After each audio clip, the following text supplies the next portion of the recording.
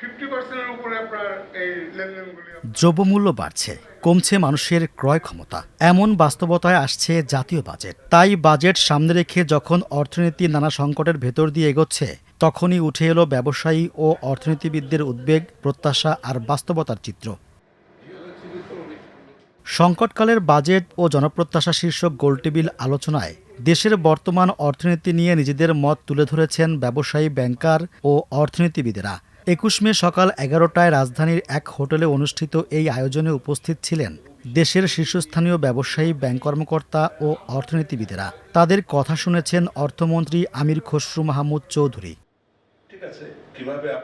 আলোচনায় ব্যবসায়ীরা বর্তমান বাজারের প্রকৃত চিত্র তুলে ধরেন। ডলার সংকট এবং আমদানি ব্যয় বৃদ্ধির কারণে উৎপাদন খাত চরম বাধাগ্রস্ত হচ্ছে। সেই সাথে অতিরিক্ত করের চাপে ব্যবসা সচল রাখার প্রক্রিয়াকে আরও জটিল করছে। তাদের দাবি, ব্যবসা বান্ধব নীতি ছাড়া বিনিয়োগ ও কর্মসংস্থানে গতি ফিরবে না। কিছু টার্নওভার ট্যাক্স এবং এআইটি অ্যাডভান্স ইনকাম ট্যাক্স আছে স্যার। এই ট্যাক্সগুলো স্যার আমাদের থেকে আগেই নিয়ে নেওয়া হয়। তারপরে যখন বছর শেষে স্যার আপনার ক্যালকুলেট ট্যাক্স হিসাব করা হয়, সেই ক্ষেত্রে স্যার যদি calculate tax is lower then all AIT অথবা টার্নওভার ট্যাক্স, সেই ক্ষেত্রে যেটা হচ্ছে আমাদের আইনেও ক্লিয়ারলি বলা নাই যে এটা কখন ফেরত দিবে। এটা আমাদেরকে ক্যারি ফরওয়ার্ড করতে হয় বছর উপর বছর, and there is no clear trigger point যে কোন সময় I will be eligible for this refund. এটার একটা স্যার স্বচ্ছতা দরকার। Import of pharmaceutical raw materials, যেটা আমরা এক্সপোর্টের জন্য ইউজ করছি, এখানে কিন্তু if we really want to diversify exports, and আমি স্পেসিফিকলি ফার্মা এক্সপোর্ট নিয়ে বলবো, এখানে যে র মেটেরিয়ালটা আমরা ইম্পোর্ট করি, আমরা কিন্তু ফুল ডিউটি দিচ্ছি, ওটা দিয়ে কিন্তু আমরা প্রোডাক্ট তৈরি করে আবার এক্সপোর্ট করছি। সো আমাদের cost of goods is much higher than other countries. So এখানে যেটা আমরা প্রপোজ করছি যে যেই র মেটেরিয়াল আমরা ইম্পোর্ট করব ফর এক্সপোর্ট, সেটা যাতে জিরো ডিউটি হয়। ক্রাইসিস হচ্ছে, আমরা রেভিনিউ বেশি দিতে চাই, শুধু সরকার আমাদের কথা শুনবে। কিভাবে শুনবে? যেমন ধরেন, আমরা 13টা থেকে 14টা অধিদপ্তরের সাথে কাজ করতে হয়।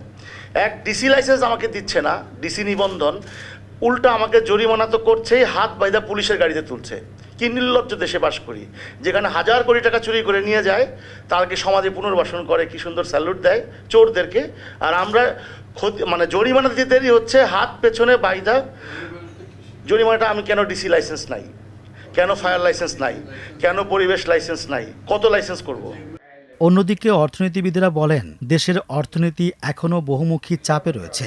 রাজস্ব ঘাটতি, ব্যাংকিং খাতে দুর্বলতা এবং সাধারণ মানুষের ক্রয় ক্ষমতা কমে যাওয়ার বিষয়গুলো আগামী বাজেটের বড় চ্যালেঞ্জ। তাদের মতে কেবল সংখ্যার বাজেট নয়, প্রয়োজন বাস্তবমুখী ও মানুষকেন্দ্রিক পরিকল্পনা। লো লেভেল রেভিনিউ ইকুইলিব্রিয়াম ট্র্যাপের মধ্যে আমরা আছি, almost like a trap actually এটা, এবং ধারাবাহিকভাবে হয়ে আসছে। It's a low level revenue equilibrium trap. হচ্ছে না আমাদের এই বছর, আজকেও হলো যে NBR will fall short of its target again by a very big amount. আমরা দেখেছি মূল্যস্ফীতির সংকোচনমূলক পদক্ষেপের এটার যে সীমাবদ্ধতার, সেটাও আমরা দেখতে পেয়েছি। সেই ক্ষেত্রে সেহেতু আগামী ফসল কেমন ওঠে তার সাথে খাদ্য নিরাপত্তা ইত্যাদি মিলিয়ে ওই মূল্যস্ফীতির বিষয়টিকে আমি এখনও মনে করি এটা একটা সবচেয়ে অন্যতম গুরুত্বপূর্ণ বিষয়। আমাদের ট্যাক্স রেট একই রকম। প্রায়শই যখনই আমি ফরেন কারেন্সিগুলি আনতে যাই, তখনই আমাদেরকে, এটা এইচএসবিসি বলে বলছি না, আজকে যখন দেখি পার্শ্ববর্তী দেশের কথা বলা হয়েছে, গিফট সিটি, ইন্ডিয়া বানিয়েছে গিফট সিটি, সেখানে বুকিং হবে, হবে, ফরেন কারেন্সি দিয়ে ফান্ডিং হবে, 10 বছর ট্যাক্স হলিডে। আপনি আমাকে ট্যাক্স হলিডে দেন কি না দেন সেটা বলছি না, এখানে একটা ডিফারেন্সিয়েশন লাগবে, এখানে এমন কিছু লাগবে যেন এই ফরেন কারেন্সি বাংলাদেশে আসাটা এনকারেজড হয়। এখানকার যে রিপ্রেজেন্টেটিভ ব্যাঙ্কগুলি যেগুলি আছে, সেগুলি কিন্তু অ্যাসেটগুলি বুক করে বাইরে, সেটাও একটা পারপাস সার্ভ করে, কিন্তু সেই অ্যাসেটের ইনকামের কোনো ট্যাক্স এখানে হয় না। তা আমি বলবো স্যার, অনশোরে অফশোর অ্যাক্টিভিটিস বাড়ান। বর্তমানে যে বাজেটটা দেওয়া হচ্ছে সেখানে বহু বিষয় সামাল দিতে হবে, এবং সেই সামাল দেওয়ার ব্যাপারে সংস্কারও করতে হবে। আমি বলছি না যে সংস্কার করতে হবে না, কিন্তু আমি মনে করি সেই সব সংস্কারের প্রথম হাত দিতে হবে যেগুলো সামাল দেওয়ার জন্য জরুরি। যেমন আমরা যদি বলি যে করের আওতা বাড়াতে হবে, সেটা কিন্তু এই যে আয়ের একটা ঘাটতি আছে সেটাকে সামাল দেওয়ার জন্য দরকার।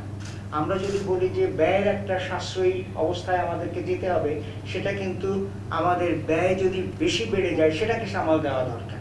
সুতরাং সেই সমস্ত সংস্কারের উপরে এখন গুরুত্ব দেওয়া দরকার যেগুলো সামালের জন্য আমাদের জন্য প্রয়োজনীয়। অংশীজনদের সব বক্তব্য ও উদ্বেগের জবাবে অর্থমন্ত্রী আমির খসরু মাহমুদ চৌধুরী সরকারের অবস্থান পরিষ্কার করেন। তিনি জানান, বৈশ্বিক ও অভ্যন্তরীণ অর্থনৈতিক বাস্তবতা বিবেচনা করেই এবারের বাজেট সাজানো হচ্ছে। একই সঙ্গে জনগণের স্বস্তি ও সামষ্টিক অর্থনীতির স্থিতিশীলতা রক্ষা করাকে সরকার সর্বোচ্চ অগ্রাধিকার দেবে বলে আশ্বস্ত করেন তিনি। উইদিন 2 years আমি আশা করছি ইনশাআল্লাহ ইকোনমি উইল টার্ন অ্যারাউন্ড এবং this country will be kind of welfare state.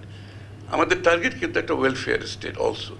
এখানে ইকোনমি বত গ্রোথ হইলো এইসব ইতিহাস বলে লাভ নেই। সাধারণ মানুষের কী লাভ হইলে এটা আমার জন্য ইম্পর্টেন্ট।